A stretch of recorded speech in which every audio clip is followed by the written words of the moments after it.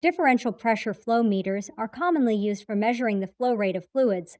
However, like any device, they can face some issues over time.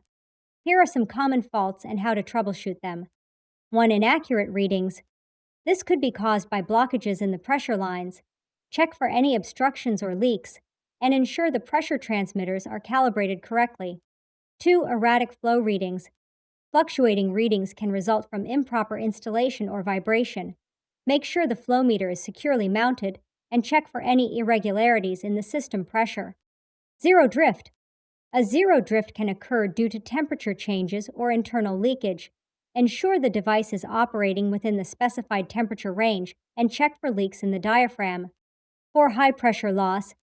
Excessive pressure loss could be caused by dirt buildup in the flow meter. Regularly clean the device to avoid clogging and ensure smooth operation.